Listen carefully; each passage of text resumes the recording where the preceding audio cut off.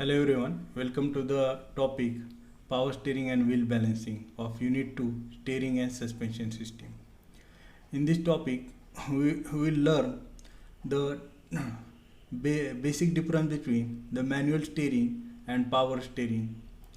And second point is the wheel balancing. In that we will learn the static balancing and dynamic balancing of the wheel.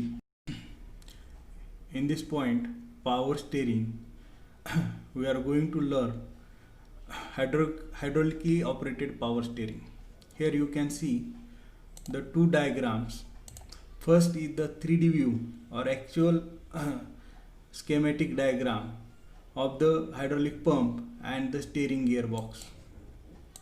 This is the hydraulic pumps and this one is the steering gear assembly, which is connected by the two hoses and the oil fluid is passing or oil is passing through this hose to the rotary type valve here, and the other end is connected to the steering wheel, and this end is connected to the steering linkage. So friend, this is the schematic diagram. Here you can see clearly the steering wheel, then steering column connected to the steering gear here. Okay, rack and pinion type arrangement here you can see,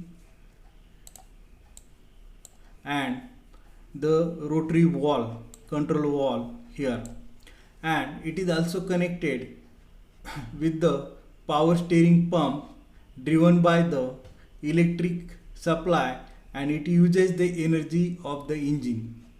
And later this tie rod is connected both the ends of the steering wheel, and this tie rod is inside the casing of this hydraulic type cylinder.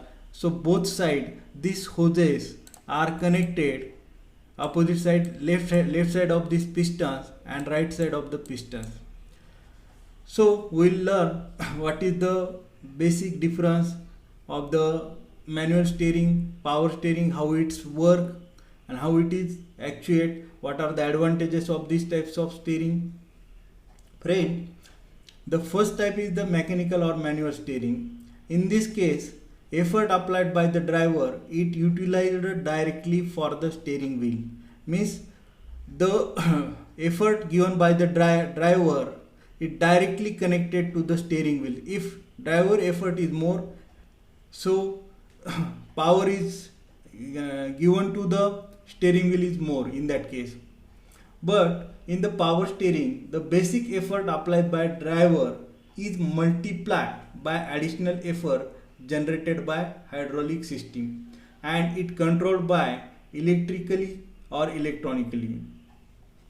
This system is preferred generally for the large torque requirement. For in case of heavy vehicle or off-road vehicle, this system is suitable. Effort more than 10 Newton required. For that purpose also this is the best design. Even the female driver, in case of female driver, so power steering is helpful. Apart from this, if failure of the power steering, it can operate manually. It uses the assisted power of hydraulic. The high oil pressure is controlled by the driver steering wheel motion, and it opens and closes the pull valve of the rotary mechanism here. So fluid under pressure enter in the appropriate direction. There are two types of power steering. First one is the integral type. So the steering system is the integral part of the steering assembly. And second one is the linkage type. So steering means operating steering system is the part of the steering linkage, and the fluid pump is driven here. The fluid pump is driven electrically by the motor. Here you can see this pump is driven by by motor, and pump pressure and flow regulate by the electronic control. When driver applies force on the steering wheel, To steer it, open the spool of rotary valve. If high pressure fluid flows into desired direction, it turns the tie rod. It turns this tie rod, and the rotation of steering wheel opposite to the direction connect the other side of the steering gear to the pressure line. In case of the neutral position, both the side of the pressure line shut off, and to the in that condition, straight ahead position is maintained by this. You can see here how it's work. If driver take the rotation to the right side in the driving wheel, so here the spool valves open of this piston this side, and it transfer to this in the direction here, and it operates and takes the angle to the right side. For example, I have explained here opposite side. You have to consider this hose will open, and it will pull here this it will push this piston to the right side, and it is actuated, and this will turn to from this to the particular angle, this position. Okay, so there are advantages with this type of hydraulic system. First advantage is it is more comfort when compared to the manual steering. It has a second, it requires less effort when compared to the manual steering. Stability of vehicle is more, and actuation time required for the power steering is very less as compared to the manual steering. But apart from this, power steering has also some disadvantages, like it requires more space, then chances of hydraulic leakage is more, so it has the more maintenance. Initial cost of this power steering is more, and it contain, apart from this one main point, to operate the power steering, first you have to start the engine first. So after that it will give the energy to the electric supply of hydraulic pump, and steering will start to rotate into desired direction. So in manual steering, without starting the vehicle, you can operate. Okay. In this topic, we are going to learn the power steering operated by electronically. You already learned in previous power steering there are chances of the hydraulic oil leakage, and the space required for the hydraulic power steering is more. And third point, to operate the hydraulic steering, in that case engine should be at the running condition. So all these problems are eliminated in these types of power steering, electronic power steering. Here you can see it uses electric power. 1 minute, electric power here. Okay, and steering has the two sensor. One is the torque sensor, and another is the rotation sensor. It is fitted here on the tire wheel. So when the function of the torque sensor is that the convert torque input and direction into the voltage signal, and rotation sensor convert the rotation speed and direction into voltage signal. Input from this both two steering sensor sense the vehicle speed as well as the rotation of the steering wheel, and this signal is fed to the controller, or you can say MCU, microprocessor controller unit, MCU. So what is the function of this MCU? This MCU compare the input data with predefined program map values, and it send the signal to the control unit after verification with this saved data. The signal goes to the electric motor. This signal goes to this electric motor, and the motor rotate clockwise or anti-clockwise depending on the direction of the current. It later pushes the rack right or left as per the input or as per the given current, and and it this system is very easy to operate when compared to the hydraulic power system. So friend, here you have seen the electronic operated power steering. If you have any doubt, please ask me. In this topic we are going to learn the wheel balancing. There are two types of balancing: static balancing and dynamic balancing. So why necessity of balancing? If wheel is not balanced, there is uneven weight on the wheel surface or on the wheel area, so it creates the vibration, and this vibration later transfer into the vehicle. For that purpose, wheel should be balanced. The factor affecting the wheel and tire balancing, the first factor is the lateral runout of the wheel. Lateral runout you can see here in this diagram. Okay, here like the lateral runout when you see from the side on the wheel. Second one is the radial runout. It's around the tire. You can see here the around the tire, radial runout. And third one is the uneven weight distribution over the tire. Uneven weight distribution means unbalanced weight throughout on the periphery of the tire. So these three factors affect. So balancing is necessary because the balanced wheel distribute the weight throughout on the outer side, and the centrifugal force generated at the time of the running, so it generate equally on the all the periphery. If it is unbalanced, in that case one side, if more weight side, this centrifugal force forces the wheel. If weight is here more on this side, so in that case it's throw the centrifugal more in this particular area, and it create the vibration when vehicle in the motion. Here friend, you can see two types of the balancing. First one is the static balancing, means there is no motion of the wheel at the time of the balancing. And second one is the dynamic balancing. In the dynamic balancing, wheel is in the running condition. So how the static balancing is done, and what is the procedure for the static balancing and dynamic balancing, that we are going to learn. Static balance is the equal distribution of weight around the wheel. The wheel has the static imbalance which rotate with bouncing action.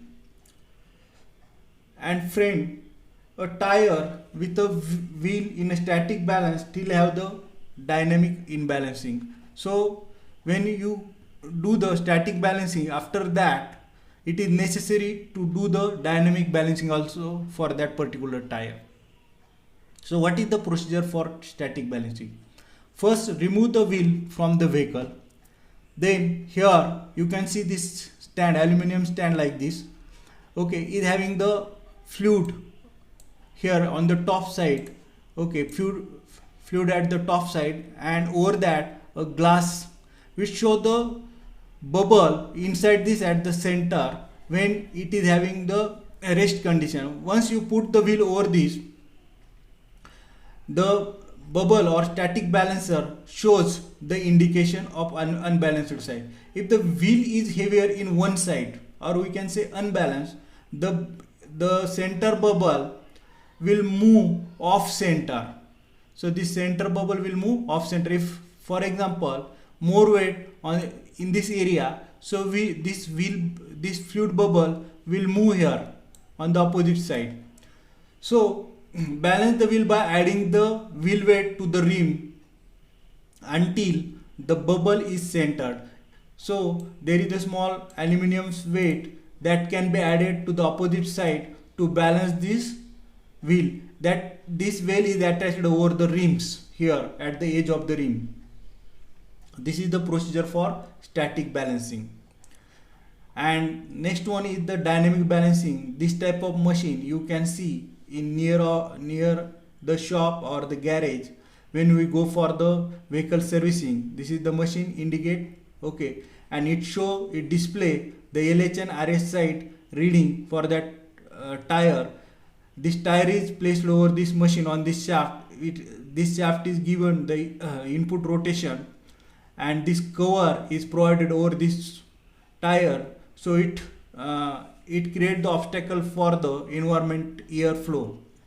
Here the dynamic balancing is the equal distribution of weight on each side of the tire center line. On each side of the tire center line, you can see here the green color arrow and red color arrow. So when wheel has a dynamic balance, there is no tendency for side to side movement of the wheel. When wheel is rotated, centrifugal force acting in different heavy spot and create the unbalance through this line. This result in the rotation of two wheel axes around the kingpin in a different direction. If there is an uneven rotation, then there is a like this two axis, wheel is rotated about the two axis. So what is the requirement of the perfect balancing? So wheel and tire assembly should rotate to the exact center line. So for dynamic balancing, the center of gravity of the wheel must coincide with the axis of the wheel rotation. CG of this whole assembly must coincide with the axis of the rotation. In that case, we can say weight is distributed equally throughout these tires periphery. So what is the procedure and selection and acceptance criteria for the wheel balancing? We will see here one by one. First, you have to check the recommended tire pressure for the wheel. It should be a standard pressure, air pressure inside the tire. Then check the tire wear conditions. If there is a no rubbing over the tire, or no any damage of any rims. If in case of damage of rim, in that case first replace the rim on which tire is mounted. If it is okay, then mount the wheel on the wheel balancer machine. Here you can see wheel is mounted on the wheel balancer machine. Remove old weight from the rim. Previously weight used for the balancing, first that this weight we have to remove from these rims. Then set balance machine for the size of the tire. Here we have to do the setting. Then remove the threads, means stones from this tire grips. If there is a stones, all should be removed. Then start the balancer machine by pressing the start button. This balancer machine stop after some particular revolution and it display the value there. If there is a unbalance between the left and right side, it show the value. Then you have to put the respective weight on both the side of the wheels at the particular position where this machine show the indicate the position on the rim. Then again start the balancer machine again, and again you have to see the reading. If the reading shows 0 on both the side, then you can say wheel is balanced. If reading does not show 0, and in that case again you have to repeat the procedure and put the weight over this rim at respective position until the still shows the proper balancing from LH and RS side. So what is the acceptance criteria and rejection criteria for this dynamic balancing? The first point is if the imbalance is more than 90 gram on any side, if you have to put the weight on LH side more than 90 gram, maybe LH or RH, so in that case the wheel is rejected. First criteria, both the side weight should be less than 90 gram. If the imbalance on both the side is maximum 5 gram, wheel is accepted. For example, you have put here the weight of 35 gram and here 40 gram, then accepted. But same other case, if you put the weight here 30 gram and here 40 gram, so this wheel is not accepted. So this is the second criteria for the acceptance. You can see this practical procedure in near garage, and please take the benefit of this. This is my advice for you.